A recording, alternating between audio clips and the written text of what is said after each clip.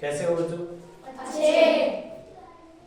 पिछली क्लास में हमने तत्पुरुष समास पढ़ा।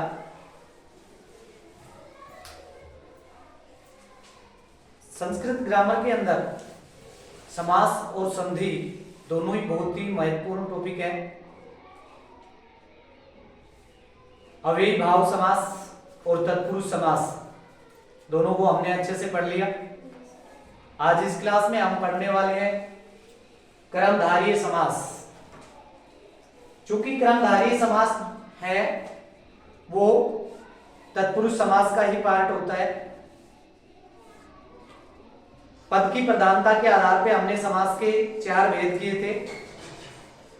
उनमें हमने देखा कि जो दूसरा पद प्रधान होता है मीन्स तत्पुरुष समास, और उस तत्पुरुष समास के 2 उपभेद, जिनमें एक होता है कर्मधारय और दूसरा द्विगु समास।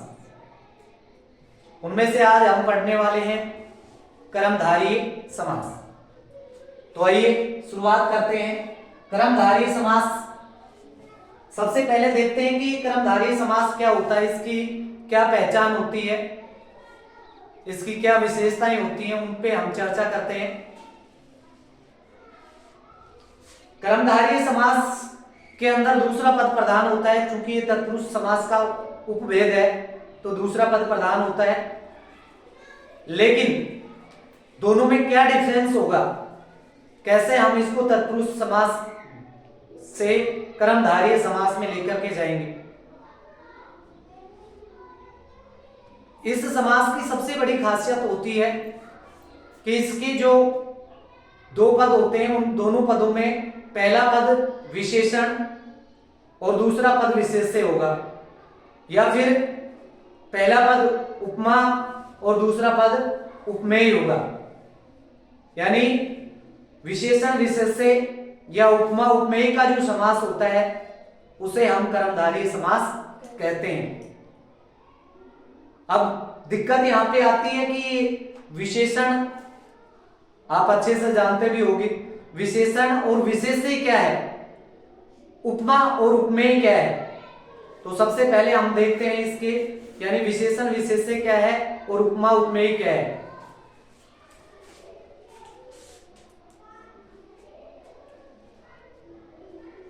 विशेषण विशेष्य,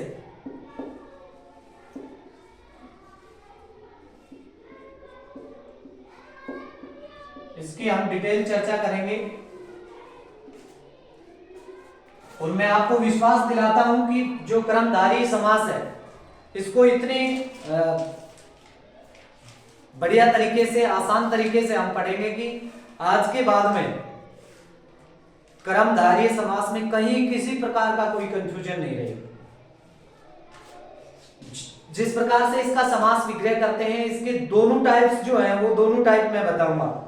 आप कहीं पर भी दूसरे किसी टीचर से पढ़ोगे कहीं पर भी, तो उसका जो एक प्रकार, दोनों प्रकार एक साथ नहीं बताते। मैं दोनों प्रकार आपको एक साथ बताऊंगा और दोनों में विभेद करके, ठीक है।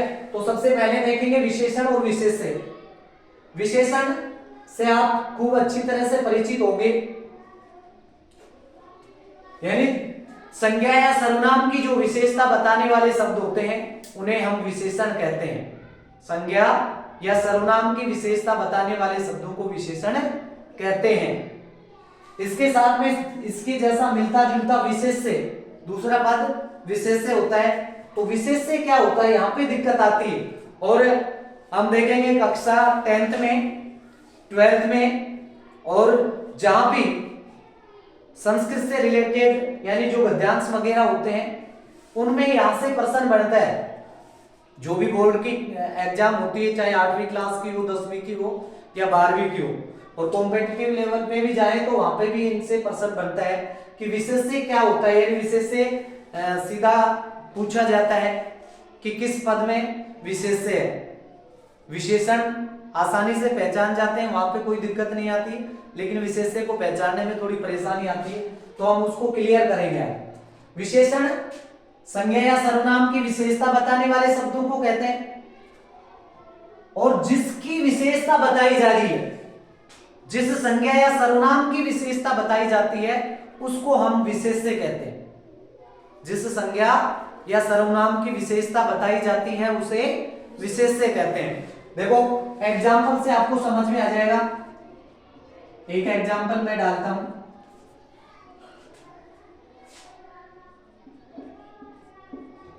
चतुर पुरुष है, चतुर पुरुष है। ये जो पुरुष है विशेषण क्या होता है, उसकी गुण को अवगुण को, यानी संज्ञा जो संज्ञा या सर्वनाम होता है उसके गुण अवगुण, उसकी दशा, उसकी स्थिति, लोकेशन, इन सब के बारे में, उसका रंग रूप आकार आकृति, इन सब के बारे में जो जानकारी देते हैं उन पदों को हम विशेषण कहते हैं। तो यहाँ पे देखो पहला पद है चतुर। पहला पद क्या है? चतुर। और दूसरा पद क्या है? पुरुष है। दूसरा पद क्या है? पुरुष है। ये पुरुष जो है ये क्या है? संज्ञा होगी ना। अरे किसी व्यक्ति वस्तु स्थान का नाम होता है वो क्या कहलाता है? संज्ञा। तो ये क्या होगी? संज्ञा। और उस संज्ञा की विशेषता बताई जा रही है कि ये जो पुरुष है वो कैसा है? चतुर है। कैसा है? चतुर। तो ये जो चतुर होना है, ये जो चतुर शब्द है ये क्या होगी? इसकी विशेषता। और विशेषता को क्या कहते हैं? विशेषण। जो शब्द, जिन शब्दों से हमें किसी संज्ञा सर्वनाम की विशेषता का पता चलता है उसे हम विशेषण कहते हैं। तो ये पहला पद जो है वो चतुर, ये क्या हो गया? विशेषण। और ये क्या हो गया? विशेष्य। इस प्रकार का जो समास होता है, इस प्रकार का जो समास होता है उसे हम कर्मधारय समास कहते हैं। कौन सा समास कहते हैं? कर्मधारय समास। ठीक है, ये समझ में आ गया होगा विशेषण और विशेष्य। ठीक इसी प्रकार से एक और होता है उपमा।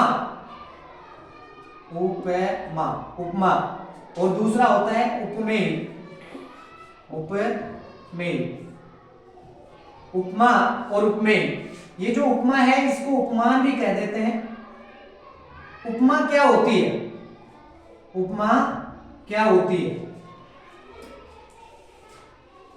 उपमा को देखेंगे। उपमा का अर्थ होता है यानी किसी व्यक्ति वस्तु स्थान जो भी है, कोई भी संज्ञा या सर्वनाम है, ठीक है, उसको किसी दूसरे नाम से जानना, किसी चिर परिचित नाम से, यानी अलग से कोई नाम देना।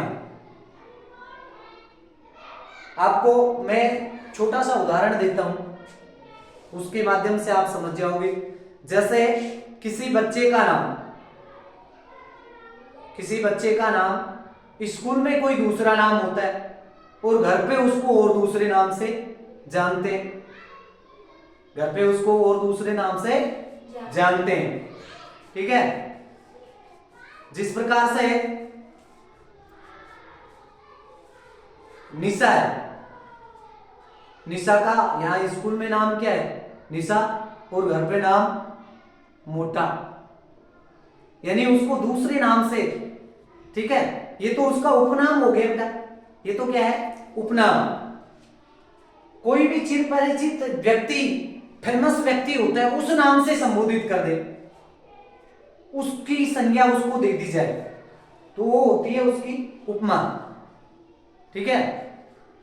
जिस दिन से क्रिकेट के अंदर सचिन तेंदुलकर आया, तेंदुलकर बहुत अच्छा महान प्लेयर था, तो उसके बाद से घर में किसी भी बच्चे का जन्म होता है तो नाम रख देते हैं सचिन। भले ही उसको बैट पकड़ना नहीं आए, लेकिन नाम क्या रख दिया? सचिन। क्योंकि सचिन इतना फेमस हो गया तो उसको थोड़ा सा कोई क्रिकेट खेलने लगा, अच्छा खेलने लगा, उसका नाम सचिन, तो ये तो सचिन ही है, ठीक है। तो उस दूसरे नाम से संबोधित करना, किसी चिर परिचित नाम से संबोधित करना, ये होती है उसकी उपमा, ठीक है। ये तो होती है उसकी उपमा। और उपमेय जिस व्यक्ति को वो नाम दिया गया है दूसरा, उस व्यक्ति को, यानी जो संज्ञा सर्वनाम शब्द है उसे हम उपमेय कहते हैं। क्लियर, समझ में आ गया होगा। उपमा यानी दूसरे नाम से संबोधित करना, और उपमेय, हाँ ठीक है। हो सकता है कई बार हमारा नाम, मैंने अभी जो उदाहरण दिया है ना, ये कई बार क्या करते हैं कि हम घर पे उसको दूसरे नाम से संबोधित करते हैं, स्कूल में उसका दूसरा नाम होता है, लेकिन ये तो हमारी नॉर्मल बोलचाल की भाषा में हो गया। कोई व्यक्ति अच्छा कार्य करने, पहले अच्छा काम करके गया हो और उसके जैसा कोई काम करने लग जाता है तो उसको उस नाम से उसको पुकारा जाता है या उस नाम की संज्ञा दे दी जाती है, तो वो होती है उसकी उपमा। ठीक है, वो क्या होती है? उपमा। ओके, अभी मेरे को एक छोटी सी कहानी याद आ रही है, पहले मैं वो कहानी तुम्हें सुना देता हूं, उसके बाद में ये पढ़ेंगे हम। ठीक है, जैसा अभी मैंने नाम लिया सचिन, जिस दिन से सचिन क्रिकेट खेलने लगा तो जो जितने भी बच्चे जन्म लेते हैं, भले उसके नाक में 11 बजते हो, नाम उसका क्या रख देते हैं? सचिन। बैट पकड़ना नहीं आया लेकिन सचिन, ठीक है, ऐसे आप नाम रख देते हैं। एक बार क्या हुआ, एक इंटरव्यू चल रहा था। क्या चल रहा था? इंटरव्यू देने के लिए दो बच्चे थे जिनमें से एक इंटेलिजेंट था और एक थोड़ा कमजोर था। एक इंटेलिजेंट था और एक थोड़ा कमजोर था। जिस प्रकार से आपका हम इंटरव्यू लेते हैं, मौखिक लेते हैं, मौखिक परीक्षाएं होती हैं, उस समय हमें पता चल जाता है कि कौन सा विद्यार्थी है, वो कितना टैलेंटेड है, उसने कितना याद किया है, चेहरों को देखते ही पता चल जाता है। किस स्कूल की यानी पर डे की जो आपकी गतिविधि होती है उसके आधार पे भी हम जानते हैं। ठीक है, तो दो बच्चे थे, एक थोड़ा इंटेलिजेंट था और एक दूसरा था वो वीक यानी कमजोर था। दोनों बच्चों में इंटरव्यू होने लगा। नंबर पहले इंटेलिजेंट वाले बच्चे का आ गया। इंटरव्यूअर जो इंटरव्यू लेने वाले होते थे, उनके सामने जैसे ही वो बच्चा गया तो बच्चे को देखते ही वो समझ गए कि वास्तव में बच्चा अच्छा है। उनसे नॉर्मल क्वेश्चन कर लिए। जाते ही उनसे प्रश्न पूछा गया कि बता बेटा, हमारे देश के प्रधानमंत्री का नाम क्या है? हमारे देश के प्रधानमंत्री का नाम क्या है? तो अच्छा पढ़ा लिखा लड़का था, खूब मेहनती था, रोज न्यूज वगैरह देखता था, अच्छे से जानकारी थी। उसने फटाक से उत्तर दिया, सर हमारे देश के प्रधानमंत्री का नाम श्री नरेंद्र मोदी जी। ठीक है, दूसरा प्रश्न कर लिया कि बता, हमारा जो देश है वो कब आजाद हुआ? फिर उसने फटाक से उत्तर दिया कि सर हमारा जो देश है वो प्रयास तो कर रहा था 1857 से, क्योंकि जो हमारी जो देश की जो स्वतंत्रता है ना, उसके लिए पहला प्रयास यानी संयुक्त रूप से पहला प्रयास किया गया था 1857 में। 1857 की जो क्रांति हुई वहां से, तो कहा कि प्रयास कर रहे थे 1857 में, लेकिन आजादी मिली हमें 15 अगस्त 1947 को। 15 अगस्त 1947 को। कहा ठीक है, बहुत अच्छे से आंसर दिया। एग्जामिनर ने केवल ये पूछा था कि हमारा देश आजाद कब हुआ, उत्तर यहाँ तक हो सकता था कि 15 अगस्त 1947, लेकिन उसने बहुत अच्छे से समझाया कि प्रयास 1857 से चल रहा था, लेकिन सफलता हमें कब मिली? 1947 के अंदर, 15 अगस्त 1947। तीसरा प्रश्न उसने किया कि हमारी जो पृथ्वी है वो कैसी है? हमारी पृथ्वी है वो कैसी है, मीन्स उसका आकार कैसा है? तो उसने आंसर दिया कि सर कोई गोल बता रहा है, कोई चपटी बता रहा है। ध्रुवों के पास में पृथ्वी जो होती है वो चपटी होती है। कहा कि कोई गोल बता रहा है, कोई चपटी बता रहा है। और जो हमारे जो साइंटिस्ट हैं, वैज्ञानिक हैं, वो इस पे शोध कर रहे हैं, अनुसंधान कर रहे हैं। अभी पूरी तरह से क्लियर नहीं हो पाया कि गोल है या फिर चपटी है, अभी शोध जारी है। ठीक है, जैसे ही वो बाहर निकला पीछे से दूसरा बच्चा मिल गया। कौन सा बच्चा? जो थोड़ा कमजोर था, थोड़ी सी वीकनेस थी। उसने कहा रे बता क्या क्या प्रश्न पूछ रहे हैं। बोले 3 प्रश्न पूछे। कौन कौन से? बोले 3 प्रश्न पूछे कि हमारे देश के प्रधानमंत्री का नाम क्या है, हमारा देश कब आजाद हुआ, हमारी पृथ्वी है उसका आकार कैसा है। बोले आंसर भी बता दो इनका। बोले क्या आंसर होगा? बोले पहले का श्री नरेंद्र मोदी जी, दूसरे का 15 अगस्त 1947, तीसरे का बोलो 1857 से 1947 दूसरे का बता दिया। तीसरे का बताया कि गोल चपटी और वैज्ञानिक खोज कर रहे हैं। ठीक है, बोलो मेरे इतने याद नहीं रहे, इतना मेरे से याद नहीं रहेगा, मेरे को तो तीनों उत्तर जो है ना वो याद करने हैं, उनको रटने लग गया। जब तक एग्जामिनर तक पूछा तब तक रटता गया।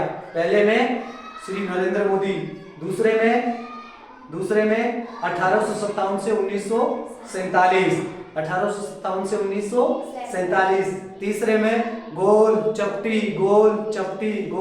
चपटी और वैज्ञानिक खोज कर रहे हैं। इस प्रकार से याद करता करता पहुंच गए एग्जामिनर के पास। जैसे ही एग्जामिनर के पास पहुंचा, एग्जामिनर उसके हाव भाव को देखते ही समझ गया। इंटरव्यूअर जो था ना, उसके हाव भाव को देखते ही समझ गया कि ज्यादा टैलेंटेड तो लगता नहीं है, चलो इससे नॉर्मल सा क्वेश्चन पूछ लेते हैं। नॉर्मल क्वेश्चन उससे पूछते हैं। तो जाते ही उनसे प्रश्न किया कि बता आपका नाम क्या है। खुद वाला नाम तो गया भूल, खुद वाला नाम तो भूल गया क्योंकि वो तो रटता आ रहा था। 1800 वो नरेंद्र मोदी जी है ना, फिर 1857 से 1947 और गोल चपटी इस प्रकार से करता आ रहा था, खुद वाला नाम भूल गया। बोले जी श्री नरेंद्र मोदी। एग्जामिनर हो, पहले तो इससे देखते हैं नरेंद्र मोदी, पर उसने सोचा कि जब से ये क्रिकेट में सचिन तेंदुलकर फेमस हुए हैं तो सचिन का नाम आने लग गया, तो हो सकता है लाड प्यार से घर वालों ने इसका नाम भी नरेंद्र मोदी रख दिया हो, कोई बात नहीं। कहा तुम्हारा जन्म कब हुआ? दूसरा प्रश्न, तुम्हारा जन्म कब हुआ? बोले सर प्रयास तो 1857 से चल रहा था, लेकिन हुआ कब, यानी सफलता कब मिली? 1947 में, 15 अगस्त 1947 को। एग्जामिनर को गुस्सा आ गया, नालायक कितने दिन तक कहां लटक रहा था, 1857 से प्रयास था, 1947 तक पहुंच गया। तब बोले तेरा दिमाग सही है कि नहीं, दिमाग कैसा है तेरा? बोले सर कोई तो गोल बता रहा है, कोई चौका बता रहा है? और वैज्ञानिक है ना, वो शोध कर रहे हैं, उसकी छानबीन कर रहे हैं। ठीक है, तो ये कई बार उपनाम जो होता है ना, उससे ये भी कंफ्यूजन हो जाता है। ठीक है, अब चलिए देखते हैं, हम अपने टॉपिक पे आते हैं।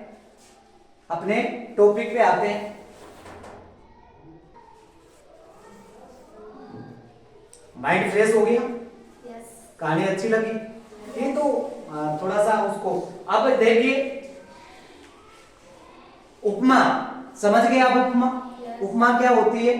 यानी उसका नाम नरेंद्र मोदी जी बन गए ना, वो उपमा है। ठीक है, उनके जैसा काम करे, उसकी जैसा काम करने लग जाता है तो उसको उनके नाम से भी जानने लग जाते हैं। दूसरे किसी नाम से फेमस हो जाना, वो होती है उपमा।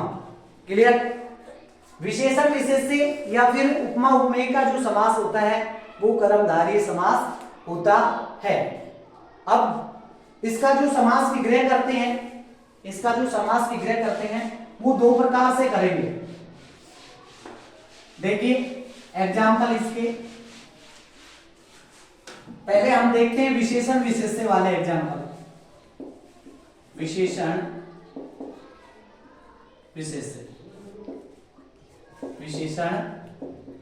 विशेष्य वाले।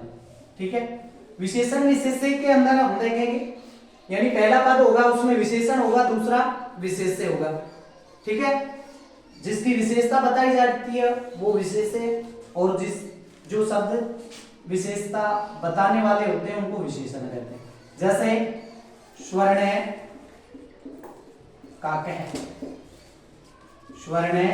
काकः। देखो एक बार, पहला जो पद है वो है स्वर्ण और दूसरा पद है काके।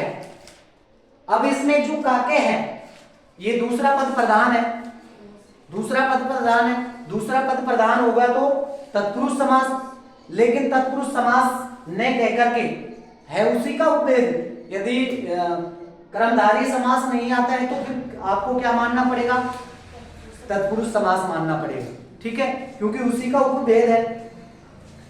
यहां पे जो काके है, काके मीन्स क्या होता है, कौवा, जानते हो ना सब। तो ये जो कौवा है उस कौवे की विशेषता प्रकट कर रहा है। इस पहला जो पद है वो स्वर्ण है।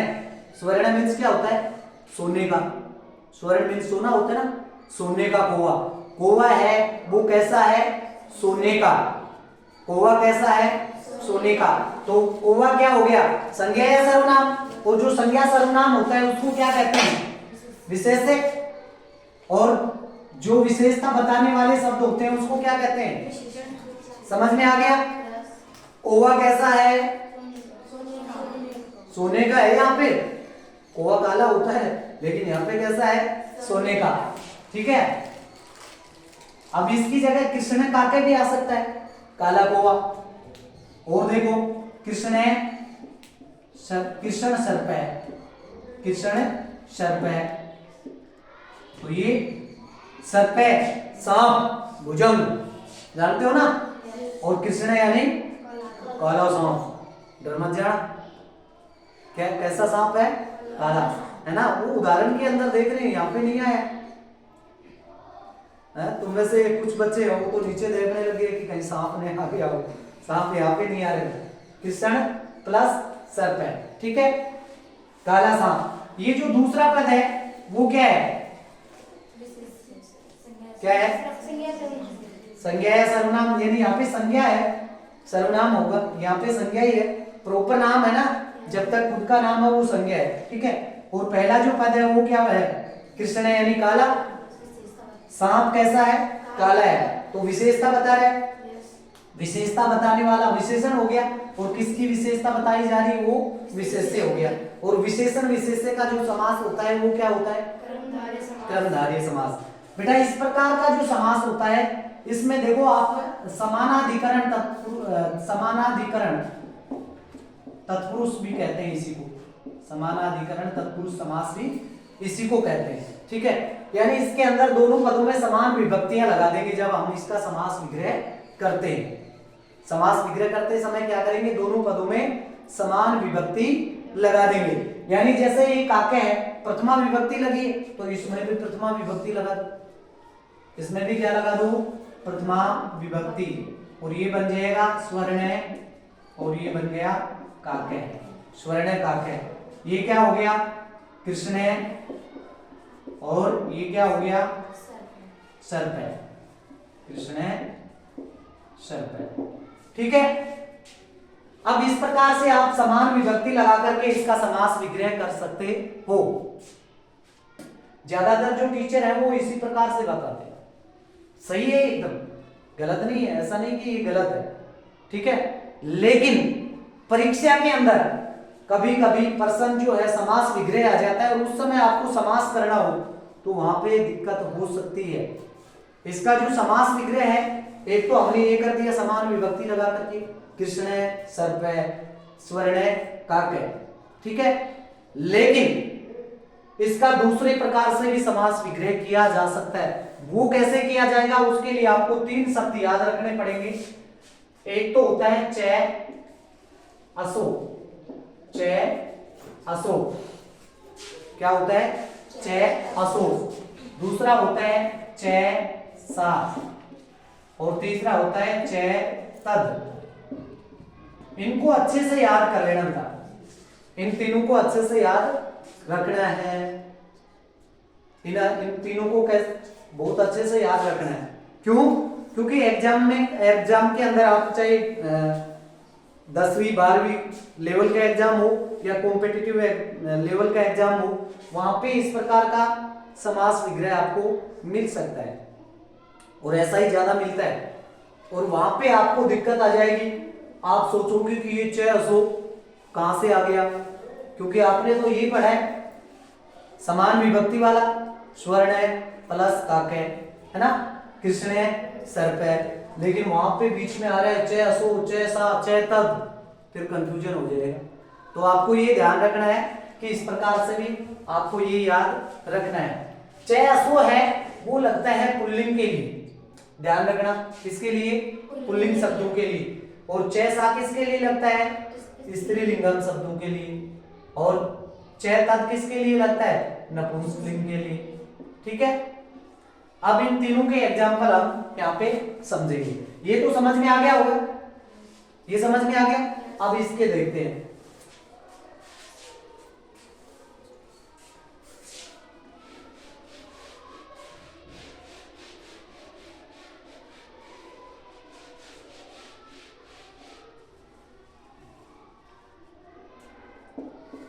महाराजे, महाराजे है, ठीक है। पहला पद जो है महा मीन्स क्या होता है, महान, ठीक है। वो राजे यानी राजा, किसी राजा के बारे में बात की जा रही तो उसको महाराज कहते हैं ना, महाराजे। अभी अब इसका समास विग्रह करोगे, देखो महा और राजे, यहाँ पे आपको दिक्कत आएगी। जैसे समान वो कृष्ण प्लस सर्पे था, कृष्ण प्लस सर्पे कर दिया, लेकिन उसका जो इसका जो समास विग्रह है ना वो इस प्रकार से नहीं करेंगे, इसका करेंगे इनके आधार पे। अब ये बताओ राजा जो है वो पुल्लिंग का होता है या स्त्रीलिंग का, पुल्लिंग का। तो और महा जो है ये किससे बना है, महान शब्द से, महान बीच में लगा दो पुल्लिंग वाला, पुल्लिंग है ना राजा, तो ये पुल्लिंग वाला लगा दो, च असो, महान च असो। अब बेटा एक बात बताओ मेरे को, आपने संधि पढ़ी है, संधि के अंदर हमने देखा है च ए आ रहा है अंतिम वर्ण, और इधर भी ए आ रहा है, ए और ए, ये दोनों ए मिलेंगे तो क्या बनेगा, आ बनेगा ना। दीर्घ स्वर संधि में पढ़ा था कि नहीं। तो यहाँ पे मैं इसके स्थान पे च असो के स्थान पे चासो कर दूं तो गलत होगा क्या, ये भी सही है। या तो इसको इस प्रकार से लिखो या फिर इसको इस प्रकार से लिखो, और ज्यादा बेटर कौन सा रहेगा, ये वाला ही रहेगा, दीर्घ स्वर संधि है ना, ठीक है। तो महान चासो राजा, ठीक है, महान चासो राजा, इस प्रकार से करना पड़ेगा। समझ में आ गया, ये किसके लिए है, पुल्लिंगम के लिए।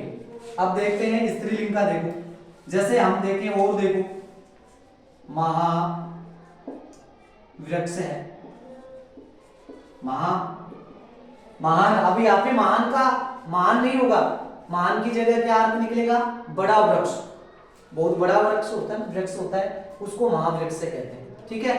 तो ये भी क्या हो गया, महान चासो, हिंदी के अंदर बोलेंगे बड़ा वृक्ष, चासो वृक्ष है, ठीक है, समझ में आ गया। इसी प्रकार से स्त्रीलिंग में आ जाए, जैसे आ जाए वृद्धा दासी, वृद्धा दासी, देखो सबसे पहले तो दासी, दासी जो है ये क्या है, विशेष है ना, और उसकी विशेषता क्या है, वृद्धा यानी बुजुर्ग होना उसकी विशेषता होगी ना, ठीक है। अब इसका हम समास विग्रह करेंगे तो कैसे लिखेंगे, वृद्धा च क्या जोड़ेंगे, सा, और आगे दासी, आ गया समझ में। इसके स्थान एक और आ सकता है, नीलोत्पलम, नीलोत्पलम, नीलोत्पलम, देखो इधर देखो एक बार, दो शब्दों से मिलकर के बना है, जो नीलोत्पलम है ना, नील प्लस उत्पलम, नील प्लस उत्पलम। नील मीन्स क्या हो गया, नीला, कलर की बात की जा रही। और उत्पलम मीन्स क्या होता है? जल में उत्पन्न होने वाला, किसका पर्यायवाची है ये? कमल का। नीलोत्पलम किसका पर्यायवाची है? कमल का। ठीक है, तो इसका समास विग्रह करेंगे। ये नपुंसकलिंगम में है उत्पलम, तो इसमें भी नपुंसकलिंगम कर देंगे। नीलम चैतद उत्पलम। ठीक है, समझ में आ गया? इस प्रकार से हम पुल्लिंग वालों में चैसो जोड़ेंगे, स्त्रीलिंग वालों में चैसा जोड़ेंगे और नपुंसकलिंगम में चै तद जोड़ करके समास विग्रह कर देंगे। ठीक है, दोनों प्रकार में से समास विग्रह में कैसे भी आपके सामने आ जाए, चैसो, चैसा, चै तद, इस प्रकार से, या फिर सीधा सीधा समान विभक्ति लगा करके। अभी हमने देखा था ना, कृष्ण है, सर्प है, स्वर्ण है, काक है। इस प्रकार से कैसे भी आए तो आप आसानी से इसको कर पाओगे। दोनों रूप समझ में आ गए? दोनों रूप समझ में आ गए? ठीक है, समान विभक्ति लगा करके भी और चैसो, चैसा और चैतद जोड़ करके भी। ठीक है, कुछ एग्जाम्पल हम यहाँ पे देखते हैं जो बड़े विशिष्ट हैं, उनके बारे में हम चर्चा करेंगे। देखिए,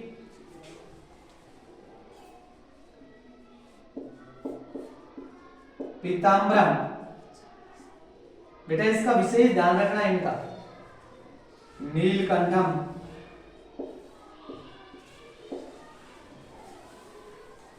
इन दोनों उदाहरणों को आपको अच्छे से याद रखना है। ठीक है, पीताम्बरम, अब देखो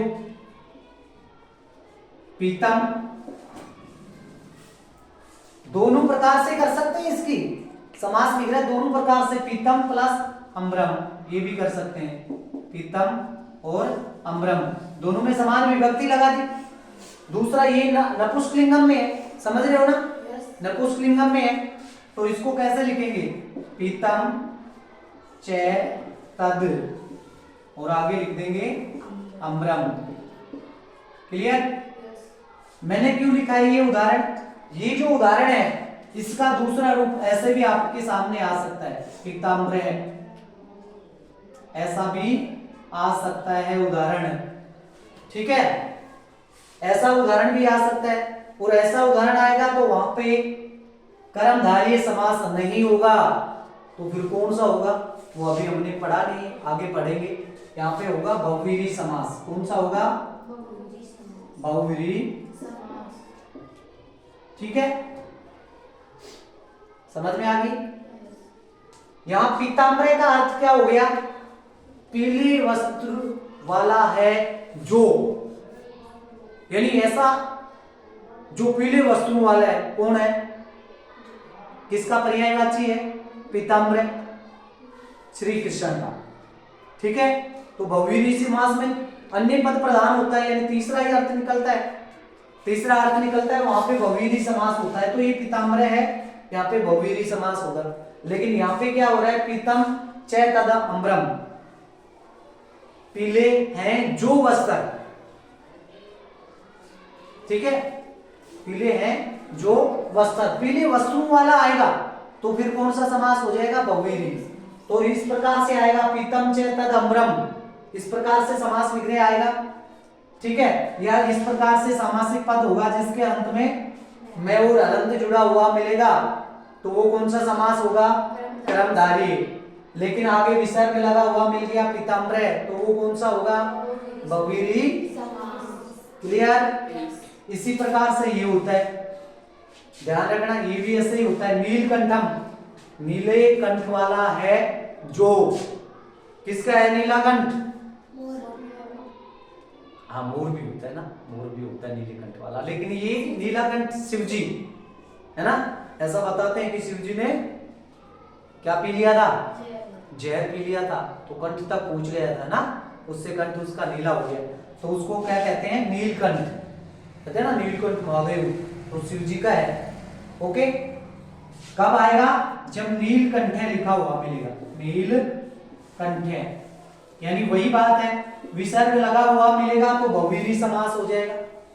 विसर्ग लगा होगा तो कौन सा समास हो गया? बहुव्रीहि। लेकिन मैं और हलंत लगा हुआ मिल गया, मैं और हलंत लगा हुआ मिल गया तो कौन सा होगा? कर्मधारय समास। इसका विग्रह कैसे होगा? नीलम च तद कंठम। और दूसरा कैसे होगा?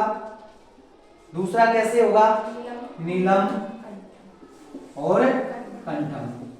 अब तुम कहोगे कि गुरुजी ये ज्यादा आसान है, ये ज्यादा आसान है, हम तो ये करेंगे। ठीक है, ये कर लो। जब यहाँ पे तो स्वतंत्रता होती है बेटा, स्कूल लेवल पे तो क्या होती है? स्वतंत्रता होती है। तुमसे ये कहा जाए कि इसका समास विग्रह करो तो आप दोनों में से कोई सा भी कर सकते हो। नीलम कंठम और नीलम च तद कंठम, इस प्रकार से दोनों में से कोई सा भी कर सकते हो।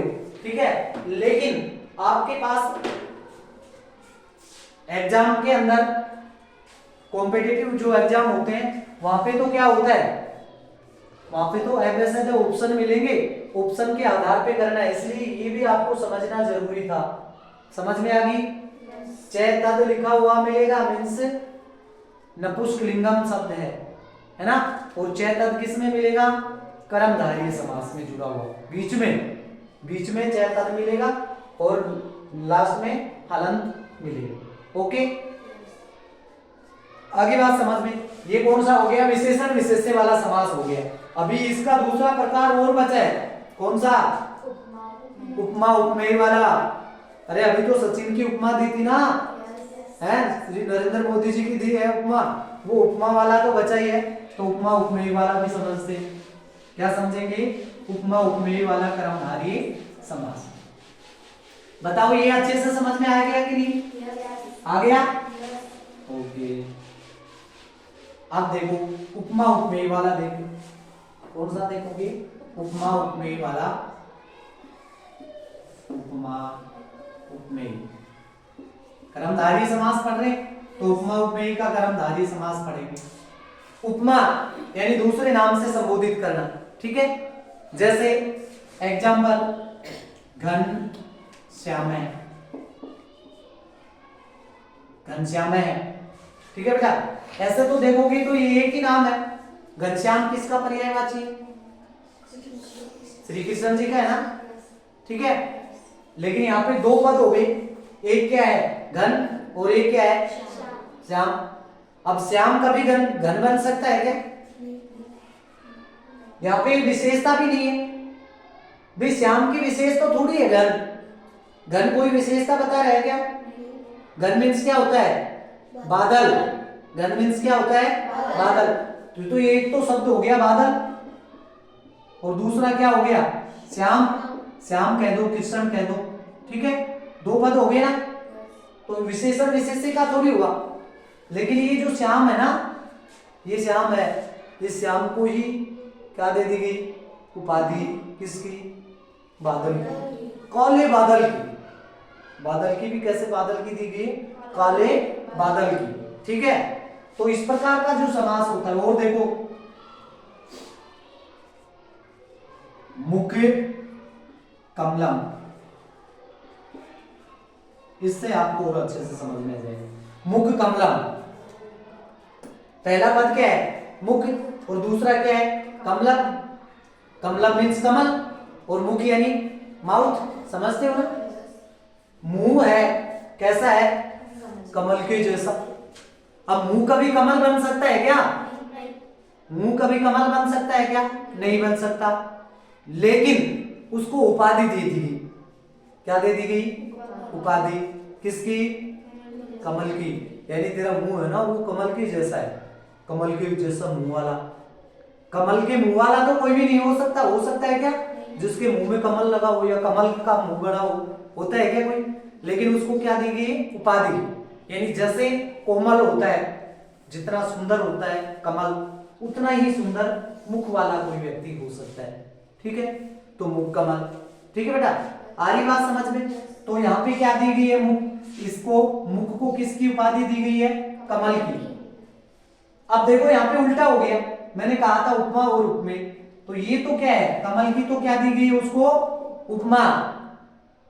कमल तो बना दिया गया इसको, मुख को, इसको बनाया गया है मुख को, तो ये मुख तो क्या हो गया, विशेष्य पद, और ये क्या हो गया, सॉरी विशेष्य नहीं, क्या हो गया, उपमेय। विशेषण विशेष्य का थोड़ी पढ़ रहे हैं, ये क्या हो गया, उपमेय, यानी इसको तो उपमा दे दी गई है ये कमलम की, तो ये तो होगी उपमा और ये उपमेय। ठीक है, समझ में आ गया। ऐसे भी आ सकता है चंद्रमुखम, आप देखो चंद्रमुखम, और ये भी उल्टा आ सकता है बेटा, ये एग्जांपल है ना, ये भी उल्टा भी आ सकता है, कमल सॉरी कमल मुखी, कमल मुखी या कमल मुखी, उल्टा भी तो आ सकता है। ठीक है, समझ में आ गया।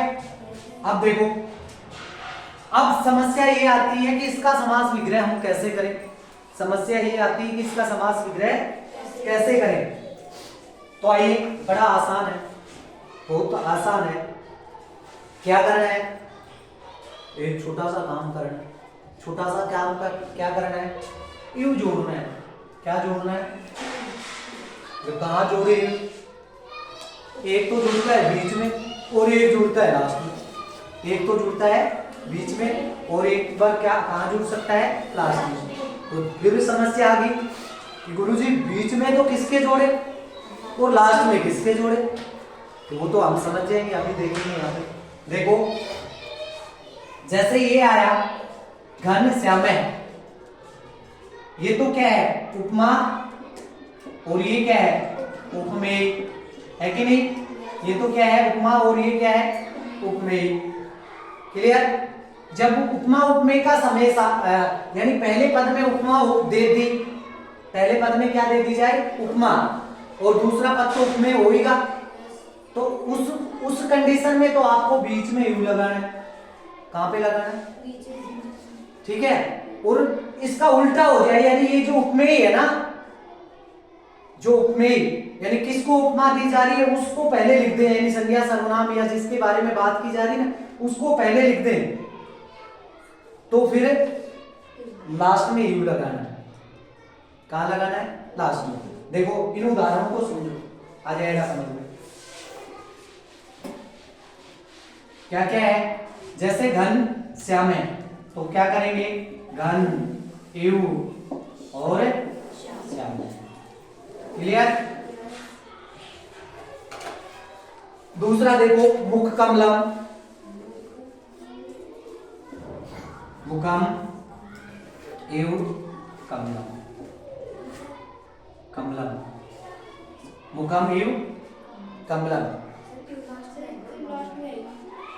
हाँ यहाँ पे देखो, हाँ देखो देखो उल्टा हो गया, क्या हो गया, मुखम कमलम एव। यहां पे लास्ट में लगेगा, क्यों लगेगा, क्योंकि ये जो मुख है ना ये क्या है, उपमेय है, और जब उपमेय पहले आ जाता है, उपमेय पहले आ जाता है और उपमा बाद में चली जाए, कमल की तो संज्ञा दी गई है, उपमा दी गई है, तो ये बाद में चला गया। उपमा यदि बाद में चला जाता है तो फिर यू को भी आपको बाद में ही लगाना है।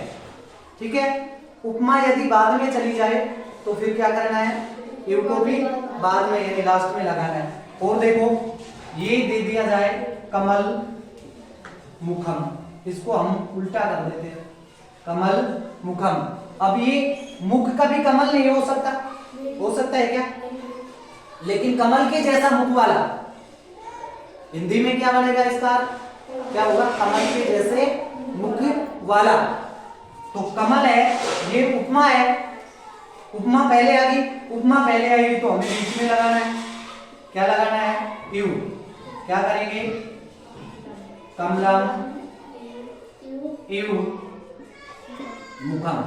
देखो इसका अर्थ करके देखो एक बार, मुखम कमलम यू, मुंह कमल के जैसा, मुंह है वो कमल के जैसा है। और इसका देखो कमल कमलम मुखम, कमलम कमलम यानी कमल इव यानी की तरह, मुखम यानी मुंह, कमल के जैसा मुंह, कमल के जैसा मुंह।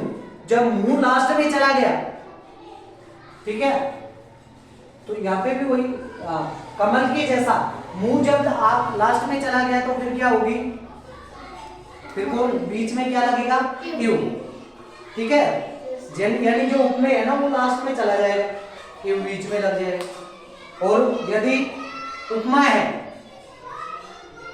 उपमा बाद में आ रही है तो फिर यू को भी बाद में ही लगाना है। और देखो